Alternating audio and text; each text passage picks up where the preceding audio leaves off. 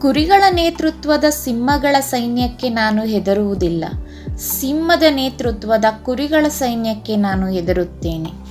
ಪ್ರತಿಯೊಬ್ಬರ ನಡವಳಿಕೆಯು ಎಲ್ಲರ ಭವಿಷ್ಯವನ್ನು ಅವಲಂಬಿಸಿರುತ್ತದೆ ಎಂಬುದನ್ನು ನೆನಪಿಡಿ.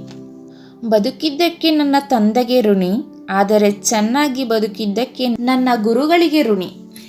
ನಾನು ಶಸ್ತ್ರಾಸ್ತ್ರಗಳಿಗಿಂತ ತತ್ವಶಾಸ್ತ್ರದ ಅತ್ಯುನ್ನತ ರಹಸ್ಯಗಳ ಜ್ಞಾನದಲ್ಲಿ ಉತ್ಕೃಷ್ಟನಾಗುತ್ತೇನೆ.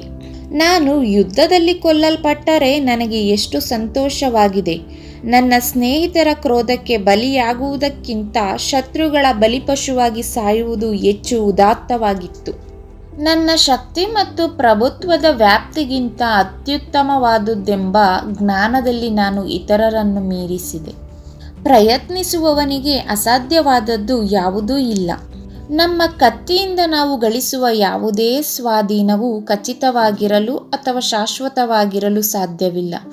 ಆದರೆ ದಯೆ ಮತ್ತು ಮಿತವಾಗಿ ಗಳಿಸಿದ ಪ್ರೀತಿ ನಿಶ್ಚಿತ ಮತ್ತು ಬಾಳಿಕೆ ಬರುವಂಥದ್ದಾಗಿದೆ. ನೀವು ಶ್ರದ್ಧೆಯಿಂದ ಹುಡುಕಿದರೆ ಮೇಲಕ್ಕೆ ಒಂದು ಮಾರ್ಗವನ್ನು ಕಂಡುಕೊಳ್ಳಿ. ಯಾಕೆಂದರೆ ಪ್ರಕೃತಿಯು ಉದ್ಯಮ ಮತ್ತು ಶೌರ್ಯದ ವ್ಯಾಪ್ತಿಯಿಂದ ಹೊರಗಿರುವಷ್ಟು ಎತ್ತರದಲ್ಲಿ ಏನನ್ನೂ ಇರಿಸಿಲ್ಲ. ಯಾರಿಗೆ ಇಡೀ ಜಗತ್ತು ಸಾಕಾಗಲಿಲ್ಲವೋ ಅವರಿಗೆ ಈಗ ಸಮಾಧಿ ಸಾಕು. ಅಂತಹ ವಿಜಯವನ್ನು ಯಾರೂ ಬಯಸುವುದಿಲ್ಲ. ಅದರ ಮೂಲಕ ನಾವು ನಮ್ಮ ಸಾಮ್ರಾಜ್ಯದ ಸ್ಥಳಗಳನ್ನು ಸೇರುತ್ತೇವೆ. ಇದುವರೆಗೆ ಪ್ರಕೃತಿಯಿಂದ ವಿಂಗಡಿಸಲಾಗಿದೆ ಮತ್ತು ನಾವು ಮತ್ತೊಂದು ವಶಪಡಿಸಿಕೊಂಡ ಜಗತ್ತಿನಲ್ಲಿ ಟ್ರೋಫಿಗಳನ್ನು ಸ್ಥಾಪಿಸುತ್ತೇವೆ.